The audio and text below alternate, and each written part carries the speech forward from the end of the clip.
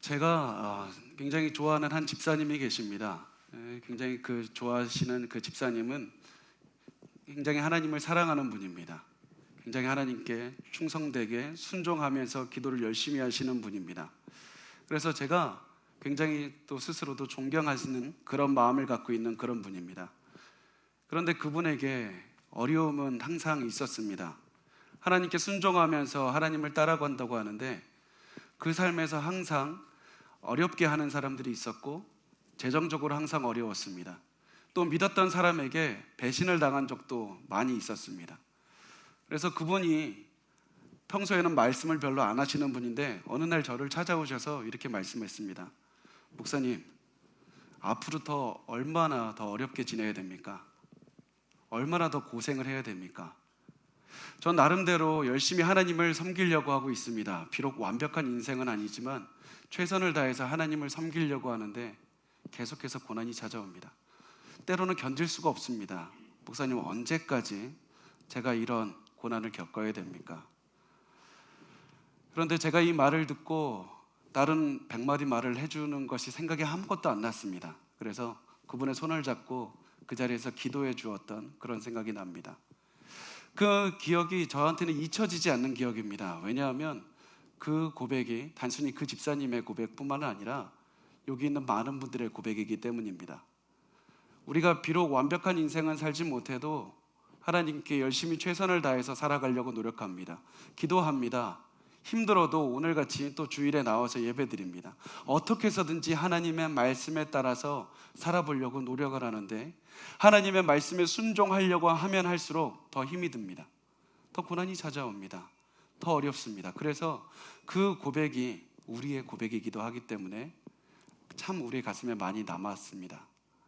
그런데 그 고백이, 그 질문, 하나님 언제까지 고생을 해야 됩니까? 라는 질문은 우리만의 질문은 아니었습니다. 오늘 우리가 성경을 읽는 이 성경 본문에 나타난 이스라엘 사람들의 질문이기도 했습니다. 우리 오늘 본문 출애굽기 14장의 그 본문의 배경은 이스라엘 사람들이 우리가 잘 아는 장면입니다. 이스라엘 사람들이 이 애굽이라는 이집트라는 나라에서 430년 동안 노예 생활을 하다가 하나님께서 이집트에서 건져주시는 그런 장면입니다. 하나님께서 이집트에 10가지 큰 재앙을 베푸셔서 사람들이 엄청나게 하나님의 능력을 받고 또 그것을 본 순간 이집트 사람들이 굉장히 두려웠습니다. 그래서 이스라엘 사람들이 이집트 사람들에게 재물을 달라고 하면 금방 주어서 그냥 나가라고 할 만큼 그렇게 이스라엘 사람들에게 하나님께서 힘이 되었습니다. 그래서 이스라엘 사람들은 이 사태 때 이 하나님께서 재앙을 주시는 순간 또 이집트에서 나가게 되는 그때 굉장히 기뻤습니다. 신났습니다. 하나님을 믿는 게 이런 것이구나. 하나님을 믿으면 이렇게 복을 받는 거구나. 그 마음을 가지고 막 나갔습니다. 그런데 나가는 순간 또 어떤 일이 일어납니까? 낮에는 구름 기둥으로 하나님께서 지켜주시고 길도 인도해 주시고 밤에는 불기둥으로 인도해 주십니다. 하나님을 믿으면 이렇게 큰 복을 받는다. 얼마나 신나는 삶입니까? 얼마나 기쁩니까? 이제 이스라엘 사람들이 이제 가나안으로 가기만 하면 됩니다. 가나안으로 가기만 하면 이제 완벽한 성공의 스토리가 됩니다. 아주 기쁩니다. 또 주위의 사람들이 야, 저렇게 하나님을 믿는 이스라엘 사람들을 보면 하나님 믿는 게 정말 좋은 것 같다. 나도 하나님 믿게 해달라고 그렇게 해서 다 오게 되는 그런 일이 벌어지게 될 것이었습니다. 우리도 하나님을 믿으면 굉장히 좋은 일들이 많이 생깁니다. 우리가 그동안에 가지고 있었던 여러 가지 상처들이 치유가 될 때도 많고 또 하나님께서 우리가 모르고 있던 교회에 있는 많은 분들을 통해서 우리의 마음을 만져줍니다. 때로는 기적도 일어납니다. 어떠한 분들은 하나님을 믿기 시작했을 때 돈도 갑자기 잘 벌리고 사업도 잘 되고 승진도 됩니다. 이럴 때 우리가 무슨 것을 느낍니까? 하나님 믿으면 이렇게 즐거운 거야. 예수님 믿었더니 내가 너무나도 기쁘게 됐고 즐겁게 됐다. 야, 내가 이제 계속해서 이렇게 복 받고 살다가 천국에 가기만 하면 되겠다. 이런 마음으로 살게 됩니다. 그런데 이때 하나님께서 모세에게 말씀을 하십니다. 전혀 예상하지 못한 말씀을 하십니다.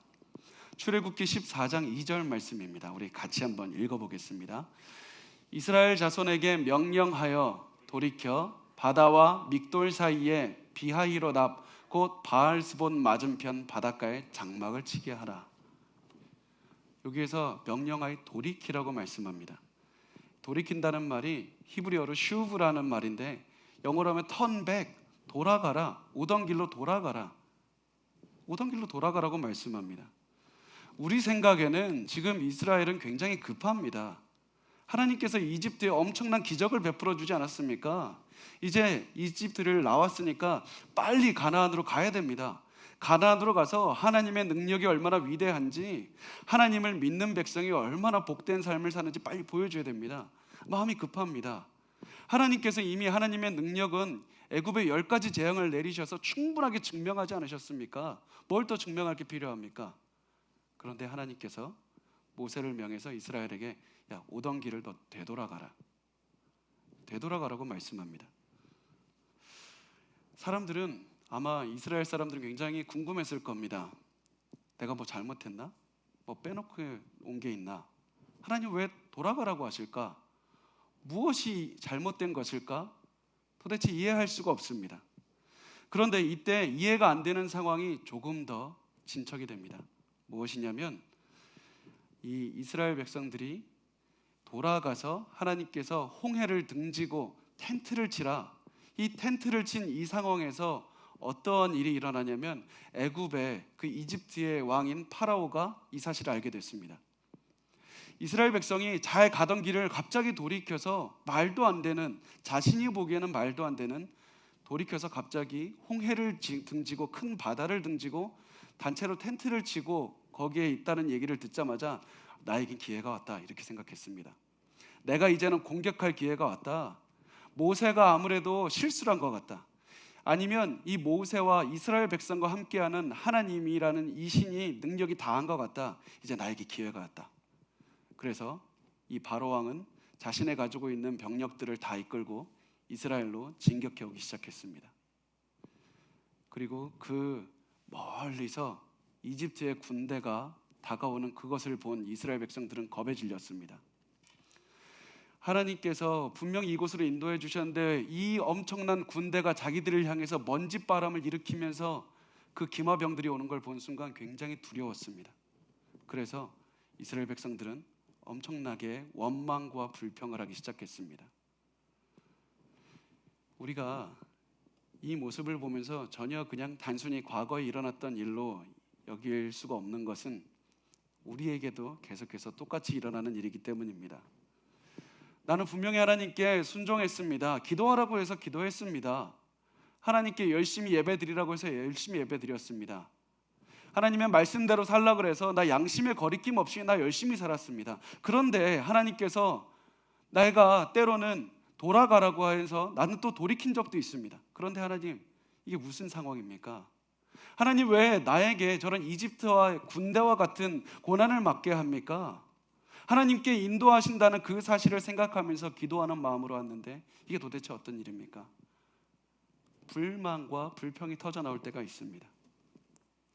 도대체 이해할 수 없는 일들이 계속해서 우리의 삶에 지속될 때가 있습니다. 그런데 여기서 한 가지 더 이해할 수 없는 일들이 있는 것이 무엇이냐면 우리가 주목해야 될 상황이 반드시 하나가 있습니다. 잘 기억하십시오. 하나님은 이스라엘 백성이 이집트 군대를 만나면 불평할 줄을 미리 아셨습니다. 이집트 군대를 만나면 두려워하고 힘들어하고 불평하고 원망할 줄을 이미 아셨습니다. 그런데도 이 상황으로 이끄셨습니다. 출애굽기 13장 17절 말씀을 우리 한번 같이 읽어보겠습니다. 바로가 백성을 보낸 후에 블레셋 사람의 땅의 길은 가까울지라도 하나님이 그들을 그 길로 인도하지 아니하셨으니 이는 하나님이 말씀하시기를 이 백성이 전쟁을 하게 되면 마음을 돌이켜 애굽으로 돌아갈까 하였습니다. 이스라엘 백성이 처음에 이집트에서 나와서 가나안으로 가기 위해서는 가장 최단 길은 블레셋이라는 나라를 지나가는 것이었습니다. 그런데 하나님께서는 야, 너 블레셋을 지나가게 하지 마라. 돌아가라 라고 말씀합니다. 그 이유가 무엇이냐면 블레셋이라는 나라를 지나가면 블레셋은 반드시 전쟁을 하자고 할 건데 이스라엘 사람들이 전쟁을 하게 되면 분명히 무서워서 도망가자고 할 거다. 430년 동안 자신들이 잘 섬겼던 이집트로 돌아가자. 여기 너무 전쟁도 하게 되면 무섭다. 그리고 이제 이집트 사람들이 우리를 괴롭히면 하나님께서 이집트를 얼마나 처벌하실 줄 알기 때문에 우리를 두려워할 거다. 그러니까 우리 돌아가자. 그런 마음이 들 것을 하나님은 아셨습니다. 그런데 하나님께서는 출애굽기 14장에 와서는 블레셋보다 훨씬 더 강한 그 당시의 슈퍼파워라고 할 수 있는 이집트의 군대와 직면하게 하셨습니다. 블레셋도 무서워서 도망갈 사람들이 이집트의 군대와 직면하게 되었고, 또 이집트의 군대를 단순히 직면한 것뿐만 아니라 뒤에는 홍해를 막으셨습니다. 더 이상 도망갈 곳이 없게 되었습니다. 이집트의 군대의 능력은 이스라엘 사람들이 가장 잘 알고 있습니다. 자기들이 430년 동안 있었습니다. 얼마나 그 군대가 잘 훈련됐고 얼마나 다른 나라들이 두려워하는지 잘 알고 있었습니다. 그런데 하나님은 굳이 다른 모든 두려워하는 상황들을 피하게 하시고 이집트와 직면하게 하셨습니다. 이집트가 결국엔 이스라엘과 직면해서 이스라엘이 패배할 수밖에 없는 상황으로 몰고 가셨습니다. 왜 그러셨을까요? 여러분, 이스라엘 사람들은 군대로 훈련받은 민족이 아닙니다. 강한 군사적으로 강한 민족이 아닙니다. 하나님께 의지할 수 있는 믿음도 없었습니다. 잘 보면 이스라엘이 이집트에서 나올 수 있었던 것도 이스라엘의 믿음이 강해서가 아니라 하나님이 인도하셨기 때문입니다. 하나님이 강권적으로 은혜를 주셔서 인도하셨기 때문에 나올 수 있었던 것이 이스라엘의 믿음이 있어서 그런 것이 아니었습니다. 그래서 이스라엘이 이 상황에서, 이집트를 맞이하는 이 상황에서 불평하는 것은 굉장히 당연했던 결과일지도 모르겠습니다. 당연하게 두려워하고 힘들어하고 하나님 나한테 어떻게 이렇게 할 수 있습니까? 원망하는 것이 당연한 결과였습니다. 우리의 삶도 마찬가지입니다. 하나님은 우리가 지금 겪고 있는 어려움을 겪게 되면 힘들어할 줄 알고 계셨습니다. 불평할 줄 알고 계셨습니다. 두려워할 줄 알고 계셨습니다. 그럼에도 불구하고 하나님은 우리가 겪는 이 어려움을 겪게 하셨다는 겁니다. 왜 그러셨을까요? 그것이 중요합니다. 단순히 내가 고난을 겪었다 이 사실이 중요한 것이 아니라 하나님은 내가 어려움을 겪으면 내가 힘들어하고 두려워하고 불평할 줄을 알면서도 왜 이 상황을 지나가게 하셨을까? 그 질문에 대한 답이 중요합니다. 게다가 더 중요한 사실은 우리가 이 이야기의 결론을 다 알고 있다는 겁니다. 여러분, 우리가 지금 14장에 조금만 읽었지만 우리가 하나님께서 이스라엘 백성들이 홍해 앞에 섰고 두려워했다는 사실을 들었으면서도 안심하는 이유가 뭡니까? 이 결과를 다 알고 있습니다. 어떻게 해서든지 하나님께서 선택한 민족들을 건져주셨다. 이거 결론 아닙니까? 성경에 보면 이 이야기가 계속 반복됩니다.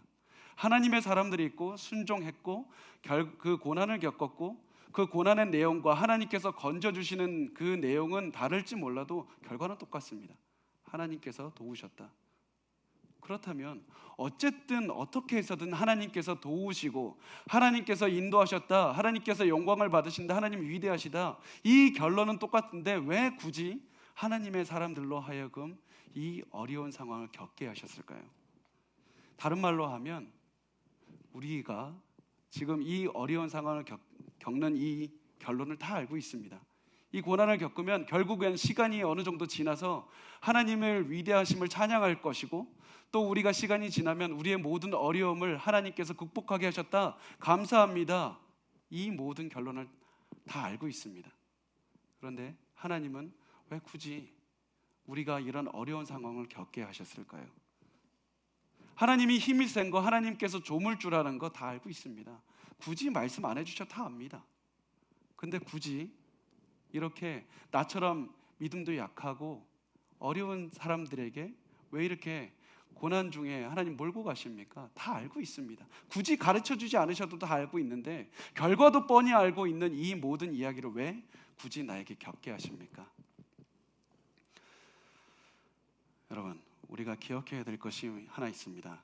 이스라엘 사람들은 당시에는 알지 못하지만 이 모든 하나님께서 결국에서는 다 건져주셨다, 이것을 통해서 이 고난을 해결시켜 주시는 하나님을 통해서 두 가지를 배웠습니다. 두 가지 교훈을 배웠습니다. 첫 번째가 무엇이냐면 하나님께서는 이 고난을 통해서 믿음을 주셨다는 겁니다. 고난을 통해서 믿음을 주셨습니다. 이스라엘 사람들은 하나님께서 위대하신 분이라는 사실을 믿고 알고 있었습니다. 하나님께서 천지를 창조하셨다는 사실을 믿고 알고 있었습니다. 자신들이 이집트에 있을 때 이집트에 10가지 재앙이나 내려서 세상에 가장 강력한 이집트라는 나라도 굴복시킬 정도로 위대한 힘을 가지신 하나님이라는 사실도 알고 있었습니다. 그런데 이스라엘 사람들이 몰랐던 것이 하나 있었습니다. 이 위대하신 전지전능한 하나님께서 내가 기도하면 들으시는 분일까? 내가 고난 중에 내가 아파하고 내가 눈물을 흘리고 내가 두려워할 때 내가 기도하면 그 하나님께서 나를 들으시고 나에게 손을 뻗쳐주시는 나의 하나님이신가? 거기에 대한 믿음이 없었습니다. 위대하신 하나님께서 나와 함께 하시는 분인가? 그 하나님, 나의 하나님이라는 그 믿음이 없었습니다. 그래서 이스라엘 사람들은 파라오의 군대가 자신들을 이렇게 막 몰고 오고 있을 때 방금 전에 이미 10가지 위대한 재앙을 내리시는 것을 체험했고 하나님의 능력을 체험했고 또 하나님의 놀라운 그 구름 기둥, 불 기둥을 체험했을 때에도 이 사람들이 절망했던 겁니다. 하나님께서 저 이집트 군대를 없애주신다는 그 생각이 드는 것이 아니라 저 위대한 하나님께서 나를 버리셨나 봐. 내가 기도해도 듣지 않으시나 보다. 하나님 나를 함께하지 않나 보다. 그 생각이 가장 먼저 들었던 겁니다. 그런데 하나님께서 홍해를 갈라주시고 건너게 하시고 이집트 군대들을 전멸시키신 다음에 그 모습을 다 체험하고 경험하고 보게 되자 이스라엘이 전혀 태도가 달라졌습니다. 우리 같이 읽었던 출애굽기 14장 30절에서 31절 말씀 같이 한번 읽어보겠습니다. 같이 읽겠습니다. 그 날에 여호와께서 이같이 이스라엘을 애굽 사람의 손에서 구원하심에 이스라엘이 바닷가에서 애굽 사람들이 죽어 있는 것을 보았더라. 이스라엘이 여호와께서 애굽 사람들에게 행하신 그 큰 능력을 보았으므로 백성이 여호와를 경외하며 여호와와 그의 종 모세를 믿었더라. 여기에서 여러분 인과관계를 발견하셨습니까? 애굽 사람들에게 행하신 그 큰 능력을 보았기 때문에 이스라엘 사람들이 여호와를 경외하며 여호와와 그의 종 모세를 믿었더라. 보았기 때문에 믿었다. 그것을 체험했기 때문에 하나님에 대한 믿음이 생겼다라고 말씀을 하고 있습니다. 이 위대하신 하나님께서 직접 내가 두려워하고 눈물을 흘리는 그러한 상황에서 기도했더니 나의 기도에 응답하신 하나님이라는 그 사실을 믿음이 생겼던 것입니다. 그래서 홍해에 일어났던 그 기적을 통해서 하나님께서는 하나님에게 대한 믿음을 이스라엘에게 선물하셨던 것이었습니다. 우리의 삶에서도 홍해와 같은 그런 고난이 있습니다. 사방으로 막힌 것 같습니다. 두렵습니다. 아무리 내가 발버둥 쳐봐도 도저히 벗어날 수 없는 것 같은 고난이 찾아올 때가 있습니다. 그런데 그때 우리가 반드시 한 가지를 기억하시기 바랍니다.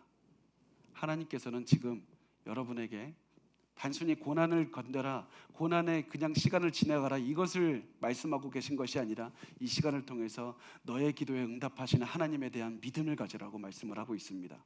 하나님은 다른 것들보다 어떤 좋은 물질이나 좋은 것보다도 가장 먼저 하나님에 대한 믿음을 선물로 주고 계시는 그 과정 가운데 있다는 사실입니다.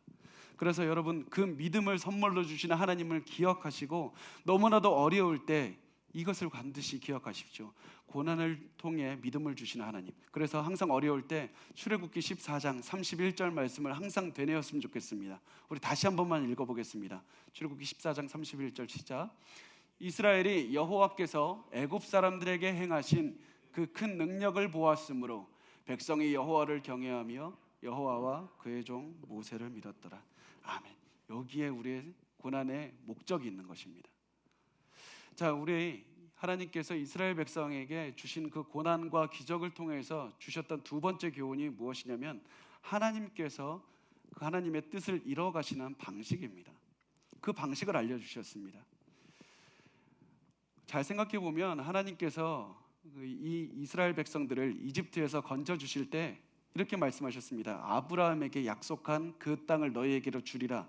이집트에서 내가 너희를 건져 주리라. 이렇게 말씀하셨을 때 이스라엘 사람들은 이렇게 생각했을 겁니다. 하나님께서 이제 약속을 성취하신다고 하셨으니까 나는 가만히 있고 나는 그냥 가만히 수동적으로 따라가기만 하면 되고 하나님께서 그냥 다 이루어 가시겠다. 하나님께서 기적을 이루어 가시면서 우리를 그냥 도와주시겠다. 우리를 인도하시겠다. 우리는 그냥 편하게 그 길만 따라가면 되겠다. 이렇게 생각했을 수 있습니다. 그런데 여러분, 하나님은 단 한 번도 이스라엘 백성들을 편하게 두시면서 기적을 이루지 않으셨습니다. 하나님은 결코 이스라엘 백성들이 편하게 두시면서 혼자 일하시면서 기적을 이뤄가지 않으셨습니다. 하나님께서는 이스라엘을 그 기적을 이루는데 동참시키셨습니다. 단순히 몸뿐만 아니라 마음까지도 동참시키셨습니다. 그래서 여러분 잘 보면 하나님께서 이 이스라엘 백성들에게 하나님께서 이집트에서 기적을 이루실 때 이스라엘 백성들이 편하게 있었던 적은 단 한 번도 없었습니다. 이스라엘 백성들이 고난이 심할수록 하나님의 기적을 더 많이 체험했습니다. 잘 보면 예를 들면 하나님께서 이집트에 10가지 재앙을 내리실 때 보면 이스라엘 백성들은 평소보다 더 많은 노동을 해야 됐습니다. 우리 출애굽기 5장 7절 말씀에 같이 한번 읽어보겠습니다. 시작. 너희는 백성에게 다시는 벽돌에 쓸 짚과 전과 같이 주지 말고 그들이 가서 스스로 짚을 줍게 하라. 이스라엘이 처음에는 이집트에서 준 짚을 가지고 이 벽돌을 만들었는데 이제는 하나님께서 이스라엘을 인도하신다고 하니까 이 바로가 이스라엘을 더 힘들게 합니다. 짚을 주지 말고 똑같은 노동의 똑같은 양의 벽돌을 생산해내라고 말합니다. 이스라엘은 하나님께서 10가지 재앙을 내리시는 동안 더 많은 고난을 겪어야 됐습니다. 또 시간이 지나서 이스라엘 백성들이 홍해 앞에 섰을 때 그때도 그냥 가만히 있었던 것이 아니었습니다. 하나님께서는 이스라엘 백성들에게 뭐라고 말씀하셨습니까? 출애굽기 14장 13절 말씀 우리 같이 한번 읽어보겠습니다. 모세가 백성에게 이르되 너희는 두려워하지 말고 가만히 있어서 여호와께서 오늘 너희를 위하여 행하시는 구원을 보라. 너희가 오늘 본 애굽 사람을 영원히 다시 보지 아니하리라. 무슨 말씀이냐면 너희가 지금 애굽 사람들이 너희를 향해서 저 큰 군대가 다가오고 있는 것을 너희는 가만히 있어서 바라보라고 말씀합니다. 아무리 두려워도 절대 동요하지 말고 아무리 힘들어도 너희가 불평이나 불만을 쏟아내지 말고 입을 굳게 다물고 너희가 다 남녀노소를 불문하고 가만히 있어서 대오를 이루고 저 이집트 군대가 너희에게 다가오는 것을 가만히 지켜보라고 말씀합니다. 아무리 두려워도 도망가지 말라고 말씀합니다. 그래서 이 사람들은 아무리 힘들어도 지켜봐야 됐습니다. 너희들에게 일어나는 그 일들을 이집트 사람들이 겪는 그 모든 것들을 똑똑히 바라보고 기억해라. 계속해서 힘들어도 바라보고 기억해야만 됐습니다. 그리고 시간이 지나서 하나님께서 홍해를 가르셨을 때 그냥 홍해를 가르는 것이 편한 일이 아니었습니다. 보면 홍해 같은 그 바다가 갈라졌을 때는 여러분 그 사이를 지나가는 것이 큰 벽을 이루면서 홍해가 갈라졌을 때 사람들은 그 사이를 지나가는 것만으로도 굉장히 두려웠을 겁니다. 언제 이 바다가 갑자기 내려와서 자기들을 덮칠 줄 모릅니다. 굉장히 두렵습니다. 그리고 그 길이 굉장히 길었습니다. 홍해라고 할 때 이 해라는 말이 히브리어로 보면 얌이라는 단어인데 이 얌이라는 단어가 큰 바다 아니면 큰 강을 말하고 있습니다. 굉장히 큰 물을 다 그 길을 지나가야 됩니다. 게다가 그냥 그 지나가는 것이 밤새도록 지나갔다고 말하고 있습니다. 다 지나가야 됩니다. 그리고 그 지나가는 길이 굉장히 어려웠습니다. 출애굽기 14장 25절 말씀 우리 같이 한번 읽어보겠습니다. 시작. 그들의 병거 바퀴를 벗겨서 달리기가 어렵게 하시니 애굽 사람들이 이르되 이스라엘 앞에서 우리가 도망하자. 여호와가 그들을 위하여 싸워 애굽 사람들을 치는도다. 왜 이런 사태가 왔냐면 이 애굽 사람들이 이스라엘을 따라서 홍해 사이를 쫓아가면서 갈 때 갑자기 이 마차의 바퀴가 다 벗겨지기 시작했습니다. 왜 그런 일이 일어났냐면 그 바다의 밑에 있는 땅은 그 바닥에 있는 모래가 굉장히 곱습니다. 아주 미세합니다. 그리고 아주 부드럽습니다. 그래서 말들은 지나갈 수 있지만 그 뒤에 따라오는 마차는 그 무게를 견디지 못해서 그 마차의 바퀴가 다 빠져버리고 말았던 것입니다. 굉장히 어렵습니다. 걷기가. 우리도 다 이런 길을 걸어본 적이 있지 않습니까?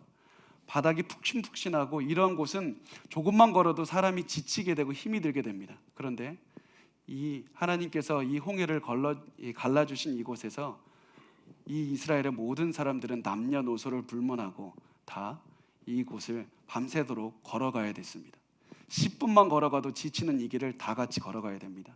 장애가 있어도 걸어가야 됩니다. 질병이 있어도 걸어가야 됩니다. 다 같이 이 모든 민족이 다 지나가야 됐습니다. 그리고 시간이 지났습니다. 이제 홍해를 건넜습니다. 그렇으면 이제부터는 고생이 끝이고 다 즐거운 일만 있습니까? 그렇지 않습니다. 이제부터는 또다시 광야의 큰 길을 계속해서 또 걸어가야 됩니다.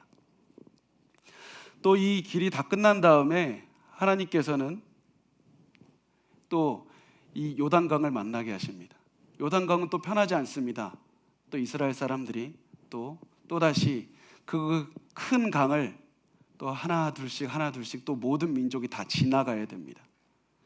또 요단강이 다 지난 다음에 이제 가나안 땅에 도착했습니다. 이제 가나안 땅이 젖과 꿀이 흐르는 땅이니까 차지하기만 하면 됩니까? 그렇지 않습니다. 거기에는 엄청난 민족들이 살고 있습니다. 전쟁을 해야 됩니다. 싸워 이겨내야 됩니다. 계속해서 이스라엘 앞에는 어려움이 있었습니다. 그런데 이스라엘에게서는 그것이 고난이었을지라도 기쁨이었습니다. 왜냐하면 이스라엘 사람들이 이 모든 것을 통해서 배웠던 것은 하나님께서 주시는 그 모든 기적은 이스라엘 백성이 아무것도 하지 않아도 되는 편한 기적이 아니라 하나님께서 이스라엘을 아무리 두려워도 참여시키셔서 이스라엘의 모든 두려움을 이겨내고 하나하나 이겨내야 됐던 어려운 기적이었기 때문이었습니다. 하나님은 이스라엘에게 계속해서 자신의 땀과 눈물과 모든 것들을 흘려내면서 일궈내야 됐던 어려운 기적에 참여시키셨습니다. 그리고 이스라엘들이 그 모든 것에 참여했을 때 결국에서는 하나님께서 엄청난 기적을 이뤄내셨다는 사실입니다. 그래서 결국에서는 이스라엘 사람들이 약속의 땅에서 싸워내서 언제 가나안 땅이 정복이 완성이 되냐면 다윗의 시대에 예루살렘을 정복하면서 가나안 땅에 정복은 완수가 됩니다. 여러분, 제가 다시 한번 묻겠습니다. 이스라엘 백성이 큰 기적을 맛보면서 이집트에 나와서 홍해를 건너면서 이스라엘에게 이제 고난은 끝났고 이제 안식하는 그런 좋은 삶만 이제는 남았습니까? 전혀 그렇지 않습니다. 오히려 이 홍해의 그 길은 고난의 시작이었습니다. 하지만 동시에 기적의 시작이기도 했습니다. 이스라엘 사람들이 고난을 많이 겪는 만큼, 많이 힘들었던 만큼 하나님께 느꼈던 기적은 훨씬 더 컸습니다. 왜냐하면 하나님께서 이스라엘에게 주셨던 기적은 이스라엘이 아무것도 하지 않아도 됐던 편한 기적이 아니라 이스라엘을 동참시키셔서 모든 땀과 눈물을 같이 흘리며 이루어냈던 어려운 기적이었기 때문이었습니다. 여러분, 우리가 기억하시기 바랍니다. 하나님께서 왜 이스라엘 사람들은 홍해라는 고난에 동참시키셨습니까? 홍해라는 기적에 동참시키셨습니까? 그것은 하나님께서 이스라엘에 주고 싶으셨던 궁극적인 것이 단순히 가나안 땅이 아니었기 때문입니다. 하나님은 가나안 땅을 가장 선물로 주는 그것이 궁극적인 목적이 아니었습니다. 만약에 이스라엘 사람들이 단순히 돈 많이 벌고 좋은 땅에서 그냥 사는 것이 목적이었다면 하나님은 이런 홍해를 건너게 할 필요도 없었고 광야를 지나게 할 필요도 없었습니다. 가나안을 정복할 필요도 없었습니다. 그냥 가서 살았으면 됐습니다.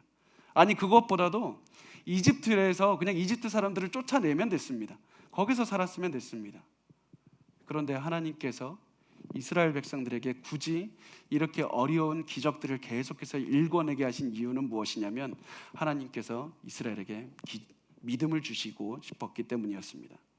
단순히 믿음이 아니라 너희가 기도할 때, 너희가 눈물을 흘릴 때 응답하는 나 자신을 선물로 주고 싶다. 가나안이 아니라 하나님을 선물로 주고 싶으셨던 그것이 바로 하나님께서 이 모든 홍해를 통해서 주고 싶으셨던 궁극적인 목적이었습니다. 여러분, 그래서 하나님의 목적이 계속해서 우리가 오늘 읽는 출애굽기 14장 31절에 나옵니다. 우리 다시 한 번만 읽겠습니다. 출애굽기 14장 31절 다시 읽겠습니다. 이스라엘이 여호와께서 애굽 사람들에게 행하신 그 큰 능력을 보았으므로 백성이 여호와를 경외하며 여호와와 그의 종 모세를 믿었더라. 하나님에 대한 믿음이 홍해라는 기적의 목적이었습니다. 하나님은 이스라엘에게 단순히 돈 많고 건강하게 되고 안락한 삶을 분명히 중요하지만 그것이 궁극적인 목적이 아니라 너희가 앞으로 살아가면서 어려움도 올 것이고 너희를 배신하는 사람도 올 것이고 너희를 힘들게 하는 여러 가지 상황이 있을 것이다. 세상의 눈으로 볼 때 절망하는 것이 당연할 만한 그런 상황을 겪을 것이다. 그러나 항상 너희는 기억하라. 너희와 함께하는 하나님이 있다. 그 하나님을 믿어라. 내가 바로 너의 하나님이다. 그것을 항상 기억하라고, 그 믿음을 꼭 가지라고 하나님은 말씀하고 계신 것입니다. 우리 이 자리에 앉으신 분 중에서도 홍해와 같은 어려움을 체험하고 계신 분들도 계실 것입니다. 코로나 때문에 경제적으로 다 무너지고 가정도 무너지는 분들이 계실 것입니다. 하나님께서 이끌어 주신다는 그 약속만 믿고 여기까지 왔는데 하나님, 내가 왜 이런 시련을 당해야 됩니까? 하나님, 내가 왜 고난을 당해야 되는지 이유를 좀 가르쳐 주십시오. 이런 기도를 하시는 분도 계실 겁니다. 그런데 이때 우리가 반드시 기억해야 됩니다. 우리의 모든 고난의 목적은 하나님에 대한 믿음입니다. 하나님께서 나를 사랑하셔서 결국 내 모든 삶에 개입하셔서 결국 너가 아무리 어렵고 부족하고 힘들 때 그 너를 도와주는 하나님 아버지임을 기억해라. 내가 바로 여기 있다. 그것을 반드시 기억하시기 바랍니다. 시간이 지났습니다. 시간이 지나서 예수님의 제자들이 물 위에서 고난을 여러 가지로 당하고 있었습니다. 바람이 너무 셌습니다. 그때 예수님께서 물을 가르치기보다 물 위를 한 발 한 발 밟으면서 걸어오고 계셨습니다. 그리고 제자들에게 이렇게 말씀하십니다. 마가복음 6장 50절 말씀, 우리 마지막으로 한번 읽겠습니다. 같이 읽겠습니다. 그들이 다 예수를 보고 놀람이라. 이에 예수께서 곧 그들에게 말씀하여 이르시되 안심하라 내니 두려워하지 말라 하시고, 예수님께서, 하나님께서 여러분에게 말씀하시는 그 말씀이 이 말씀입니다. 안심하라. 아무리 홍해와 같은 고난이 있더라도 안심하라. 분명히 너희에게 고난은 찾아올 것이다. 그럼에도 불구하고 안심하라. 나다. 폭풍 속에서 나를 발견하라. 그리고 두려워하지 말라. 하나님은 여러분에게 오늘도 그 말씀을 하시는 것입니다. 여러분, 너무나도 어려워도 어려운 와중에서도 하나님을 믿으십시오.